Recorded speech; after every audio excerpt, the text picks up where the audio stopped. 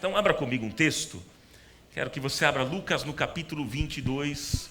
Lucas no capítulo 22, versículo 54. Abra a sua Bíblia. Lucas 22, versículo 54.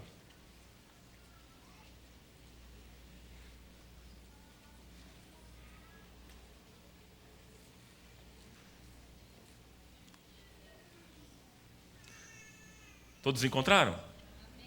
Diz assim: então, prendendo, levaram-no para a casa do sumo sacerdote. E Pedro o seguia à distância. Mas quando acenderam um fogo no meio do pátio e se sentaram ao redor dele, Pedro sentou-se com eles.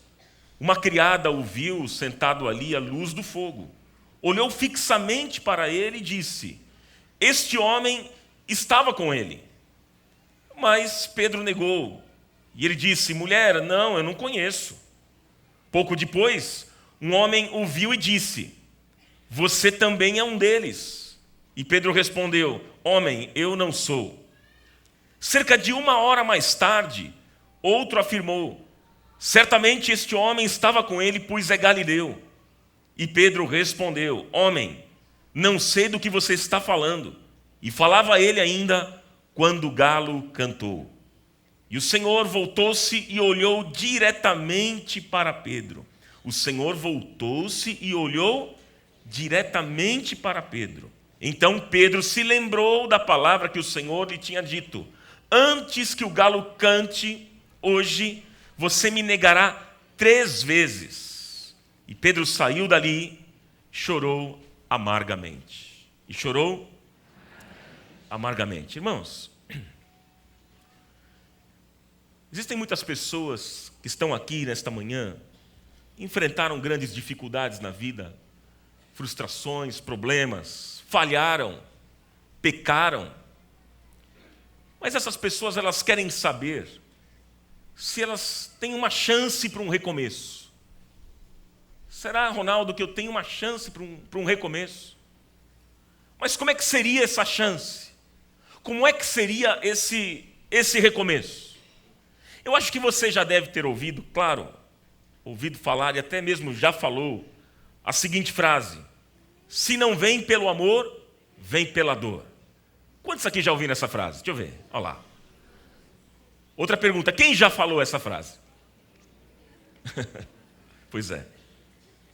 Agora, é interessante que essa frase me chama a atenção porque parece que geralmente ela é dita com ar de satisfação. Como se fosse bom alguém vir com dor. Como se fosse produtivo alguém começar uma nova vida através de dor. Ou pior ainda, utilizar essa frase para dizer o seguinte: que Deus, não conseguindo trazer aquela pessoa de um modo bom, então ele se utiliza de métodos extremamente doloridos para fazer aquela pessoa realmente acordar e trazer ela de volta para casa. Aí eu fico pensando o seguinte: a dor é mais forte que o amor? Hein, irmãos? A dor é mais forte que o amor? Pois é. Olha, eu vou dizer para vocês que eu particularmente eu não consigo entender esse Deus que é desenhado por algumas facções do mundo religioso. Eu não consigo entender e eu não gosto, eu não consigo encaixar Jesus nesse Deus que sempre se utiliza de coisas ruins, para produzir coisas boas. Porque é este livro aqui que afirma que Deus é amor. Deus é amor. Ele não apenas tem amor, ele é. A essência de Deus é o amor. Então o que Deus faz é o que faz o amor. Amém, gente? Então eu não consigo entender. Parece difícil entender esse conceito de Deus como bondade. Parece que é difícil para nós cristãos entendermos um conceito de Deus como alguém que exala vida, amor, generosidade. Talvez isso está acontecendo, isso acontece porque nós não conseguimos ter todas essas características e todas essas virtudes, então nós projetamos em Deus tudo aquilo que nós somos. Nós projetamos em Deus. Parece que fica difícil para o ser humano deixar as pessoas assumirem os riscos dos seus atos livres.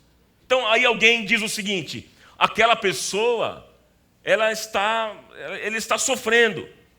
Aí o outro diz o seguinte: mas é que isso está acontecendo porque é a mão de Deus que está pesando. É a mão de Deus que está pesando. Isso a gente ouve sempre. Aí eu fico pensando, é a mão de Deus que está pesando, irmãos? Será mesmo que é a mão de Deus? Quer dizer, na verdade o que aconteceu é que aquela pessoa não pensou melhor na decisão que precisava tomar. E ela decidiu errado, e aí surgiu o problema. Surgiu o sofrimento. Mas parece que para nós fica mais fácil a gente dizer que é Deus que está punindo. É mais fácil a gente dizer que é Deus que está castigando. Será mesmo, irmãos? Então o desafio que eu queria trazer para vocês nessa manhã é que nós precisamos parar de inserir Deus nas situações ruins que nós enfrentamos para justificar as nossas omissões. Vamos encerrar com isso. Precisamos parar com esta ideia, porque parece que a gente sempre tem uma ideia de que Deus só chega na história quando o bicho está pegando. Deus só entra na história quando a coisa ruim está acontecendo. E nós, como igreja, precisamos mudar esse entendimento. Nós precisamos assumir as nossas decisões e a nossa falta de decisões, porque elas também geram dificuldades e geram problemas. Nós precisamos, irmãos, parar com essa mania evangélica de ficar afirmando que Deus está controlando tudo na nossa vida e que nos mínimos detalhes, as coisas mais desgraçadas na nossa história, sempre tem um intuito pedagógico. É claro, eu creio, sim, você sabe disso, que Deus nos ensina através das dificuldades. É ou não é, queridos? Quando enfrentamos dificuldades e problemas. Mas nem sempre tem um intuito pedagógico, e nós precisamos ter esse entendimento. Por quê? Porque isso é dar para Deus a cara do pior professor que existe. É o pior professor que existe. Veja só que a pedagogia nos dias de hoje, a pedagogia evoluiu. É verdade ou não? Eu vejo lá com os meus filhos em casa, quando eles vão para a escola. Eles aprendem com desenho, eles aprendem escrevendo, desenhando, pintando. Quer dizer, é algo extremamente bom, agradável, bonito, mas a ideia que muitas vezes nós criamos a respeito de Deus é que Deus não é assim, que Ele só ensina através de dor. E aí, meus irmãos, isso é muito perigoso. Por quê? Porque dá uma ideia de que nós, seres humanos, queremos ensinar de um jeito melhor do que Deus ensina. Eu pergunto para você, quantos aqui têm filhos? Deixa eu ver. Olha lá, muitos têm filhos. Você ensinaria o seu filho a escrever fazendo o dedo dele sangrar até ele aprender? Alguém faria isso aqui ou não? Ah, moleque, você vai aprender agora, vai sangrar até você aprender a escrever. Você faria isso? E por que a gente pensa que Deus age assim com a gente? Isso não é um absurdo para nós? E por que não é absurdo para Deus? Quer dizer, nós aqui somos mais cuidadosos que Deus? Nós somos mais amorosos do que Deus? Nós somos mais zelosos do que Deus? Se essa pedagogia é um absurdo para nós, que dirá para Deus, irmãos? Que dirá para Deus? Aí eu fico pensando, nesse vir pela dor, como é que a pessoa viria? É assim que você deseja mesmo? Que venha pela dor? É desse jeito? Tem gente que fala assim, eu vou consertar o meu casamento nem que for pela dor. Estou vivendo uma crise com meu marido, mas vai ser nem que for pela dor. Eu acho até interessante, porque às vezes a gente vê algumas divulgações nos postes das ruas. Eu trago o seu amor de volta em 3 dias. Coisa fácil, não? Vocês já viram ou não? No poste?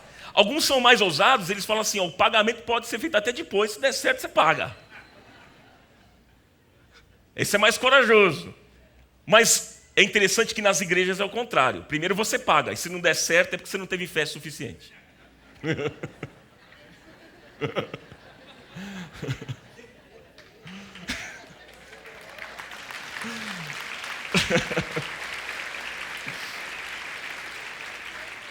Mas veja bem, irmãos, se a pessoa não te ama mais, e você for trazê-la de volta por meio de alguma magia, ela vai ter que voltar na marra.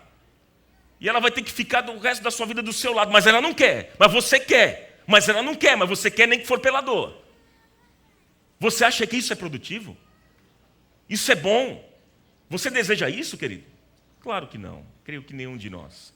Mas sabe, meus irmãos, nós precisamos entender nesta manhã que Deus é amor.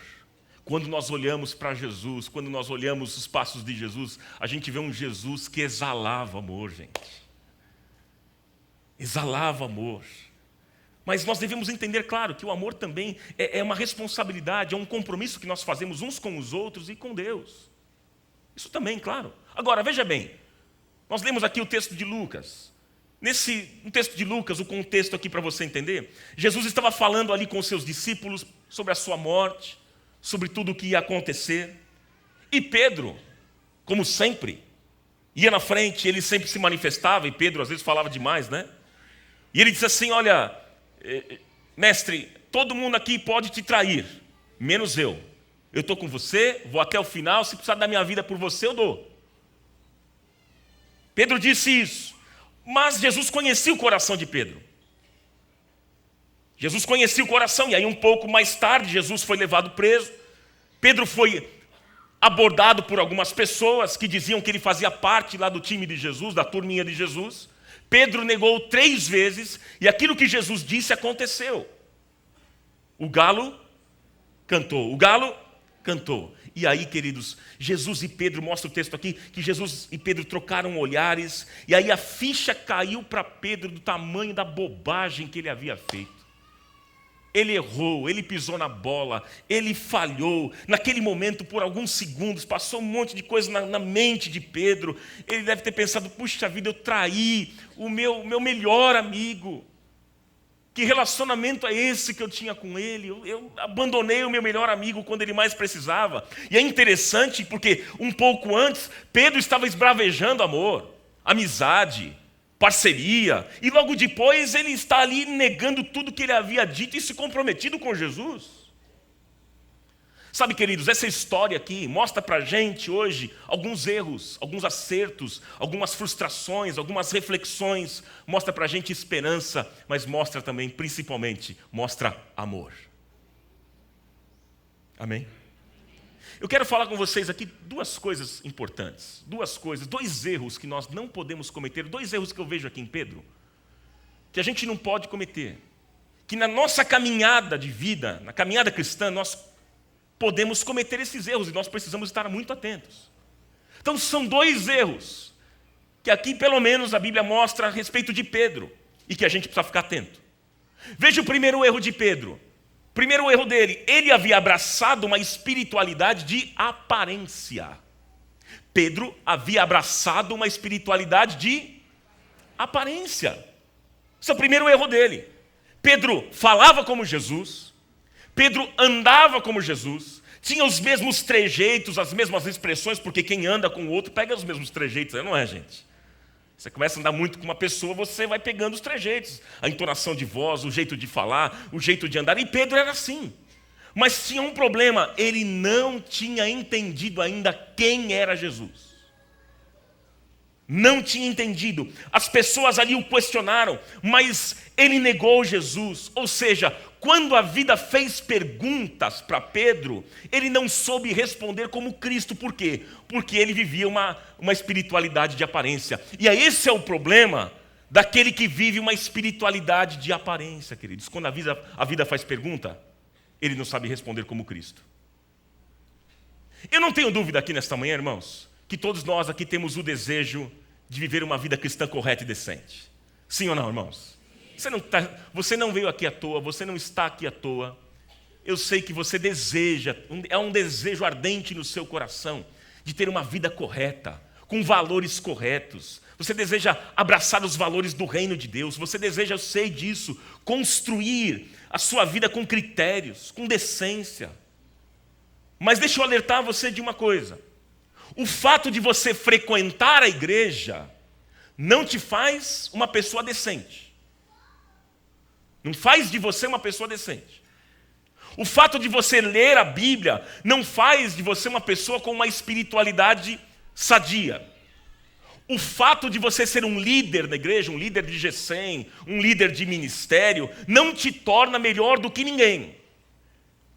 Nós somente nos tornaremos pessoas melhores, queridos, se os conceitos que nós aprendemos aqui e entendemos como verdadeiros forem internalizados, fazendo parte do nosso dia a dia, sendo aplicados no chão da vida. Aí faz sentido. Porque a proposta do reino de Deus, meus irmãos, não é uma proposta para os grandes dias da vida.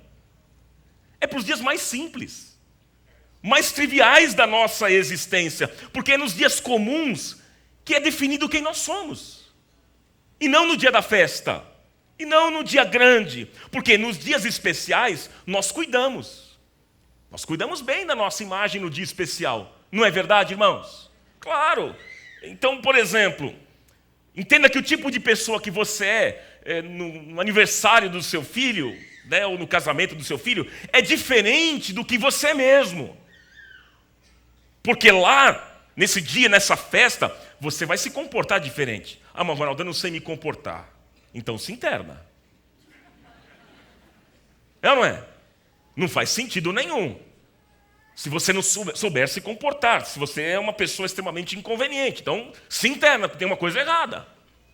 Mas, queridos, a questão não é essa. A questão é que tipo de pessoa você é quando no outro dia não há nada especial. Quando as luzes se apagam. Quando termina o show. Quem é que nós somos no outro dia? Sabe, queridos, o que define quem realmente somos são os valores que nós internalizamos do reino de Deus e não as coisas que a gente fala. Não aquilo que falamos. O que nos define são ideias que movimentam a nossa vida e não apenas versículos bíblicos decorados. Porque decorar versículos bíblicos é totalmente diferente de internalizá-los. Você pode decorar versículos e não internalizar. São coisas distintas. Então, o que é que nós precisamos fazer como comunidade? Nós precisamos conectar aquilo que nós aprendemos aqui na igreja, tudo que nós aprendemos, conectando com o cotidiano lá fora, lá na vida. Amém, meus queridos?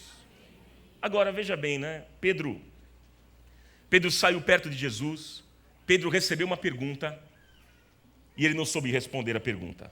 Você vê que não se trata, irmãos, não se trata aqui apenas de uma negação, mas se trata também do fato de Pedro não saber o que é que realmente significava uma vida com Deus. Ele havia decorado leis, ele havia decorado a religião, os dogmas da igreja, os textos bíblicos, mas ele ainda não havia aprendido a viver como Jesus vivia. Que triste realidade. Sabe, irmãos, é quando a casa cai. É no momento que a casa cai que você descobre que não tem recursos interiores para saber viver com a casa que caiu, porque a tua espiritualidade era apenas estética, de aparência. É aquela coisa, como maquiagem, quando você sai no dia de chuva. Fica feio, não é não, gente? Fica borrado. Porque a questão em ser cristão não é se a casa vai cair ou não vai cair. Porque a casa cair ou não é contingencial, uma questão contingencial. Ou seja, uma hora cai. Porque Jesus disse, no mundo tereis aflições, uma hora surge problema, outra hora surge dificuldades, é com o filho, é no casamento, enfim, no trabalho. Surge. A questão em ser cristão não é se a casa vai cair, se a gente vai enfrentar dificuldades ou não. Não é isso, a questão não é o que vai acontecer, mas é a atitude que eu vou ter diante daquilo que aconteceu. É isso que faz a diferença no reino de Deus, irmãos. A questão não são os problemas que nós enfrentamos, mas é como nós enfrentamos os problemas. Amém, queridos? Olha o segundo erro aqui. Deixa eu deixar para o teu coração esse segundo erro de Pedro. Olha só. O segundo erro que Pedro cometeu e que nós precisamos tomar muito cuidado para a gente não cair no mesmo erro. Ele utilizou expressões religiosas e frases de efeito que não serviam para nada. Vou repetir para você, firmar bem.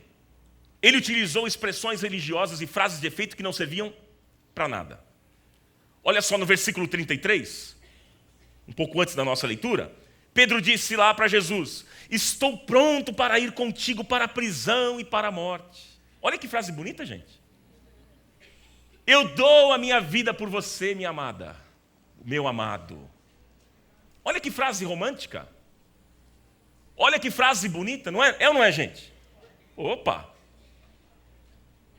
Olha, Jesus, eu estou aqui, ó, todo mundo é mau, eu sou bom. Todo mundo pode te trair, eu não. Eu te amo tanto. Eu dou a minha vida por você, Jesus. Era isso. Expressões religiosas, frases de efeito. E olha, meu pai já disse aqui uma vez, e eu concordo com aquilo que ele disse, quando ele disse, se tem uma coisa que crente gosta, é frase de efeito. É o tal do receba. Receba! Pá! Né? Tem uns assim. Você olha na internet, tem uns que vão até fazer... Pá! Receba! Ou então, tá amarrado. Frase de efeito, tá amarrado o quê, irmão?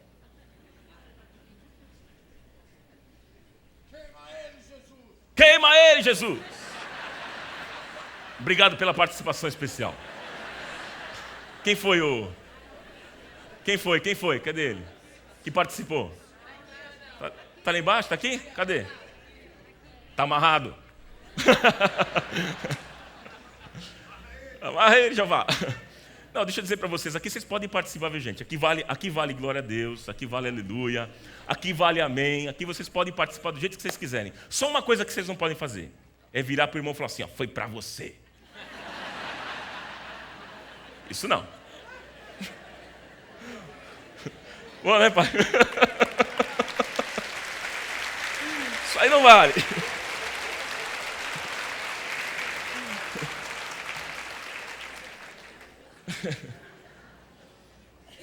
Então, irmãos, normalmente o crente parece que gosta de frases de efeito.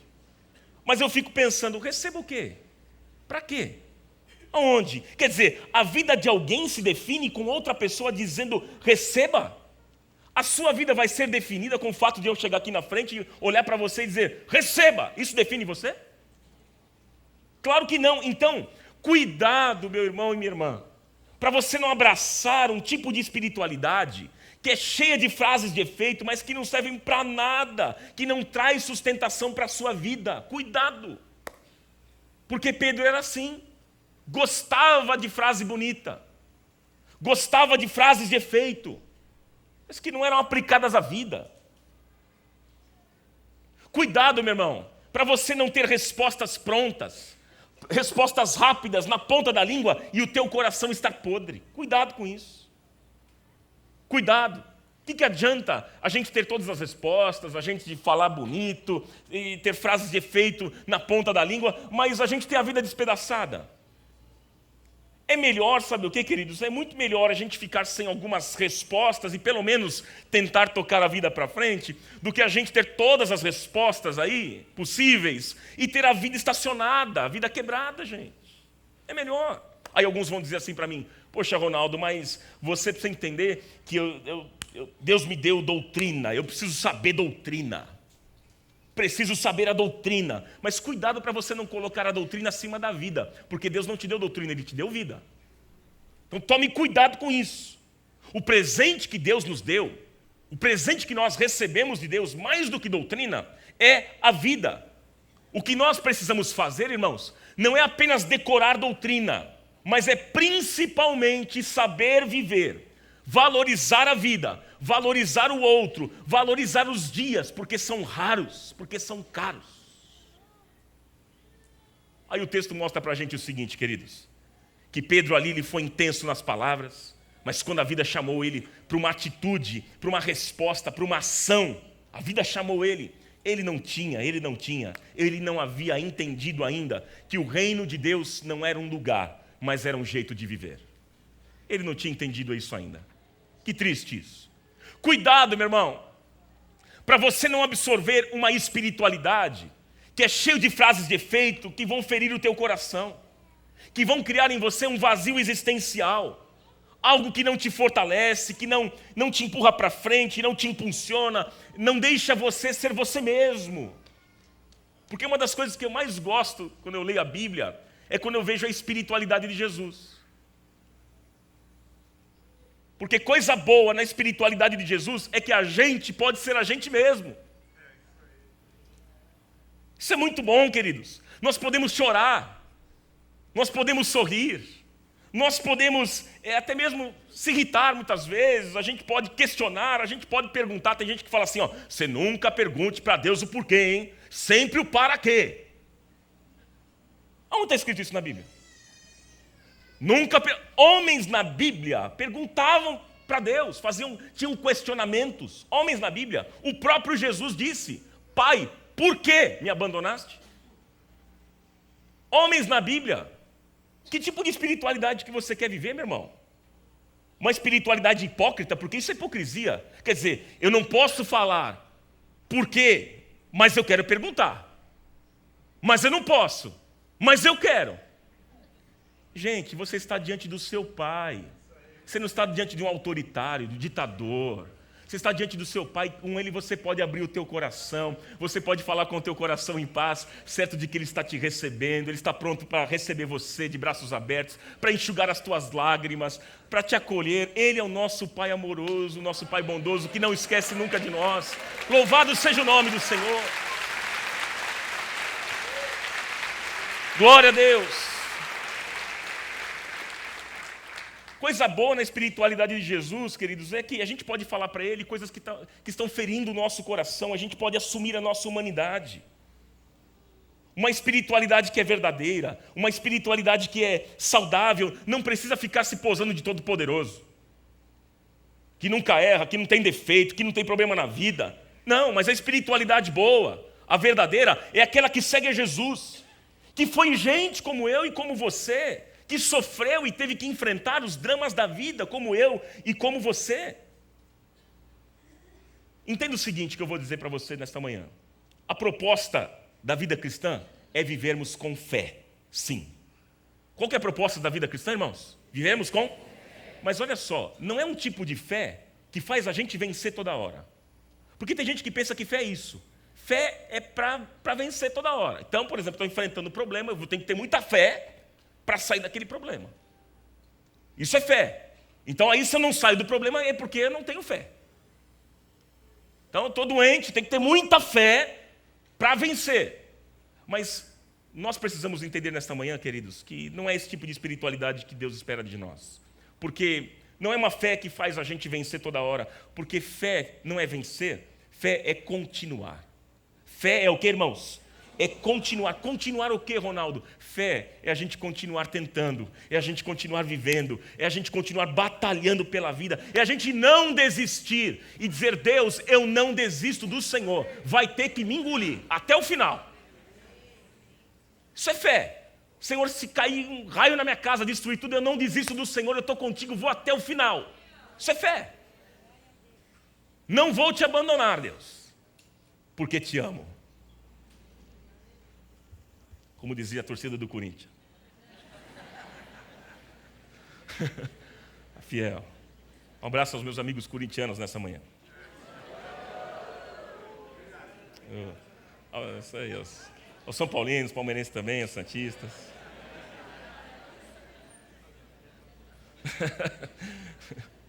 Irmãos, fé em Jesus é viver como Jesus. E quando a gente olha para Jesus, a gente chega a uma conclusão de que a gente não vai vencer sempre. Não. A gente não vai passar a vida rindo, porque a vida não é um eterno sorriso. Viver é também saber chorar. Porque há momentos que nós choramos, sim. Porque quem ri de tudo não é feliz, é desesperado.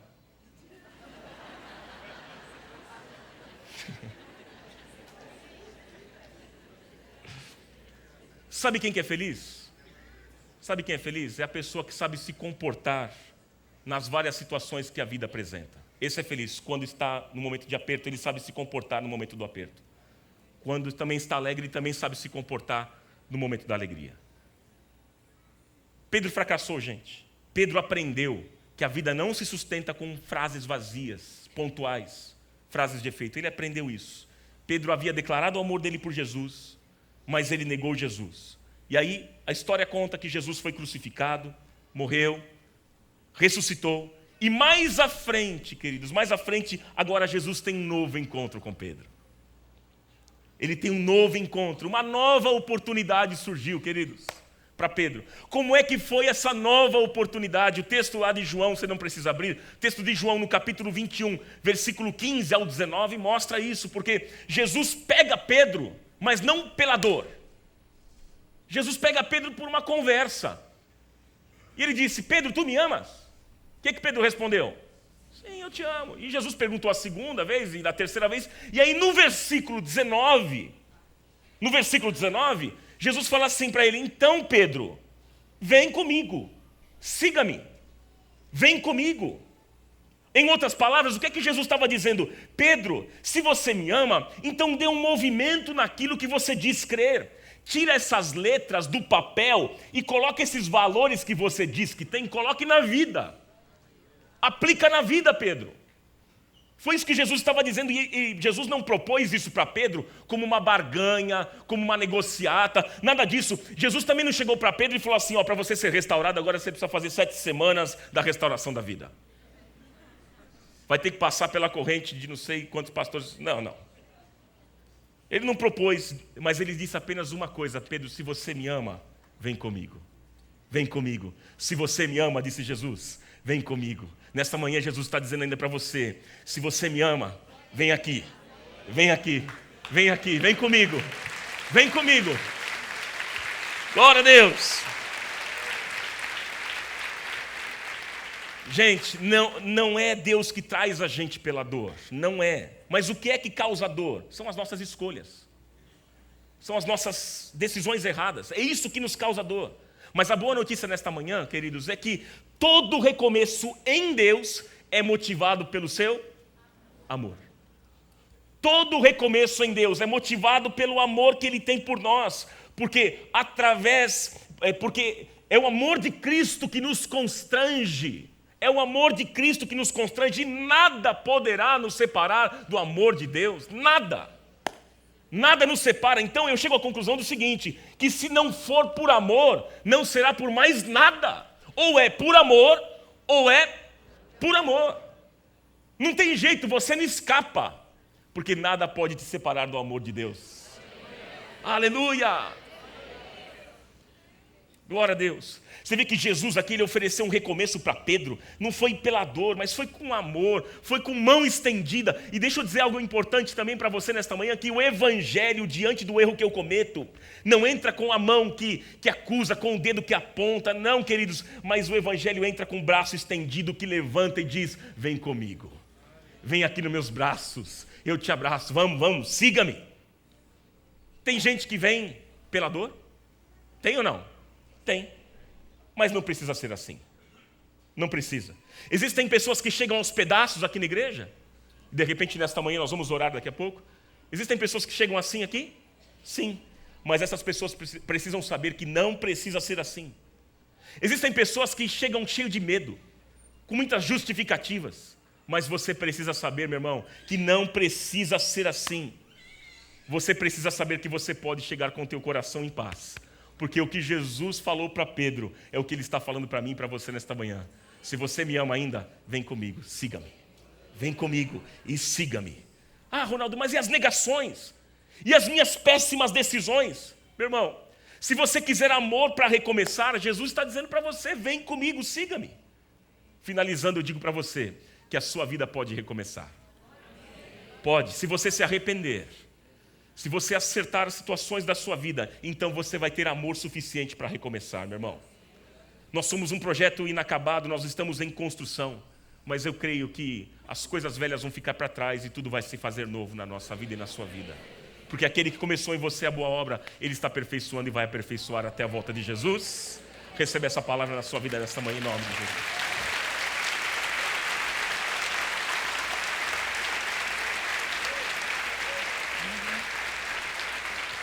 Vamos ficando em pé, queridos. Vamos ficando em pé, por favor. Vamos ficando em pé, por favor. Glória a Deus. Deus ama você, meu irmão. Este ano nosso é o ano de vivermos em amor.